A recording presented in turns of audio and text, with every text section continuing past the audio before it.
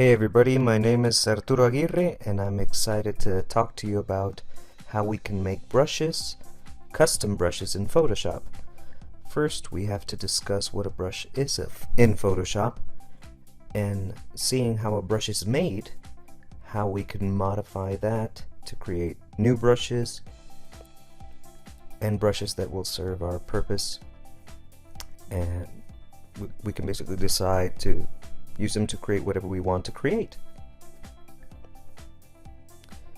First, we'll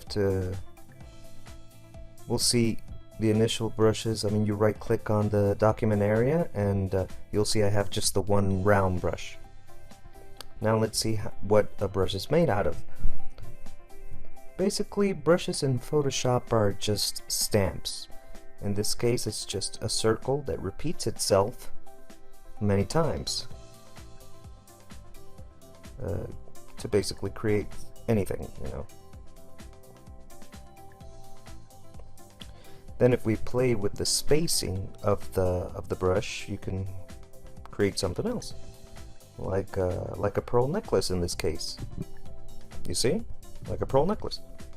If we lower the spacing even more, we can create something that looks like a cable or something like a wire.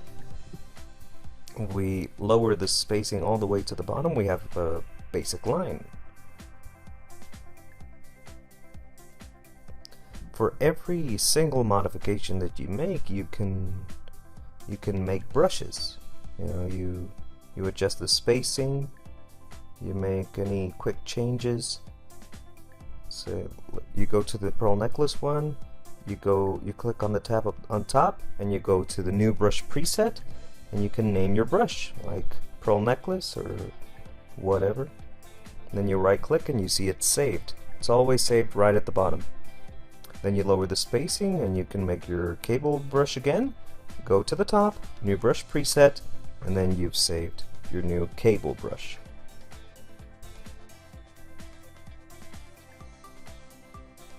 This is how we build our library of brushes in Photoshop. You just make any modification of the parameters. Like you will see that we have the shape dynamics, the scattering, the texture, dual brush, color dynamics, etc. You can save them. Now by clicking on shape dynamics, here we're playing with the pressure sensitivity of our stylus. In this case, when you're working with custom brushes, it's recommended that you have a digital tablet. It can be a Wacom tablet or any brand of your preference, really, but it needs pressure sensitivity. The softer you press, as you will see, the smaller your stroke be, and the harder you press on your stylus, the thicker it'll be.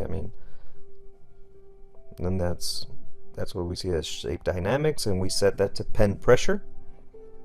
The angle doesn't really count because it's just a circle. But you can adjust the roundness to setting that to pen pressure, and you have something that's more like an inky brush. And every time you make an adjustment and you like the result, you have to test it, right? If you like the result, you go to the upper tab, new brush preset, and you save it.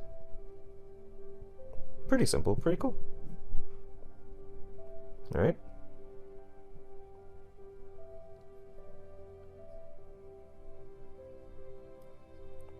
Now let's go to the next one.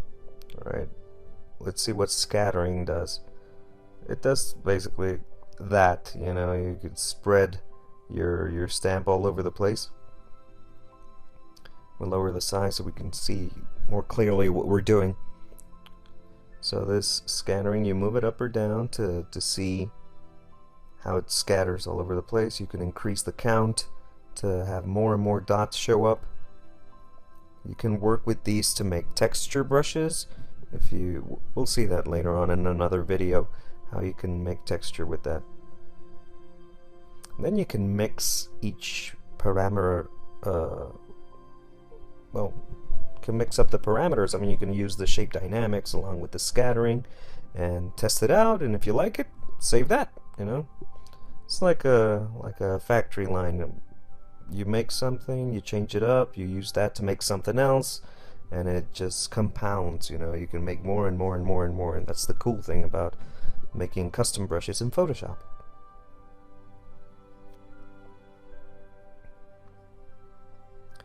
Now you can also add some texture to your brush.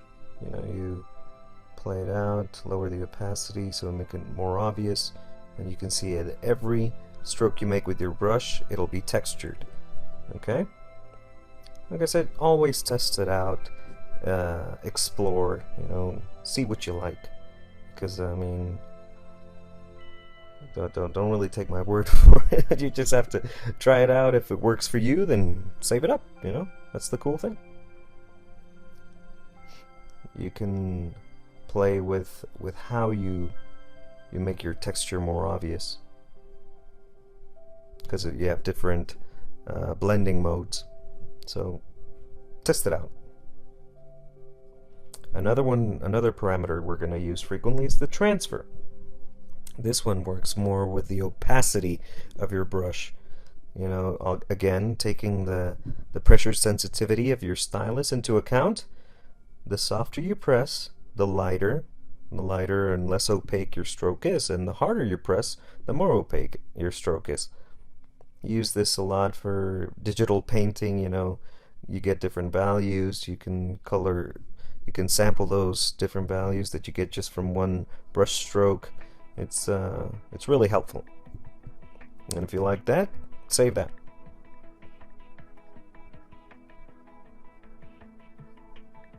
You can also adjust the minimum of your pen pressure. I mean, you can make it so it's not so light.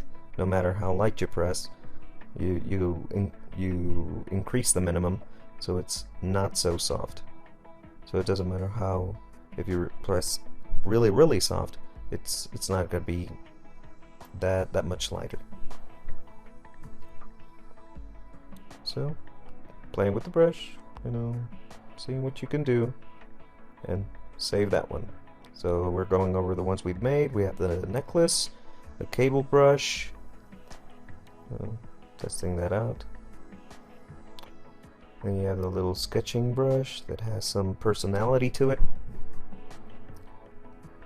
Look at that. Pretty cool. Another thing you can play with or adjust is the shape of your brush.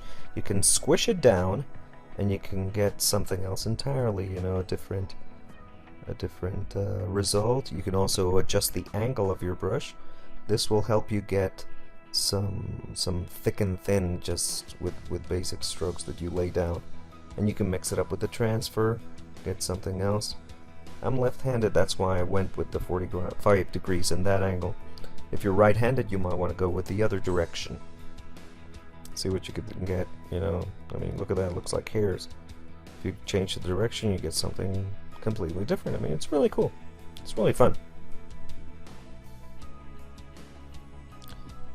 We'll go more into detail with that later on as we develop more and more brushes.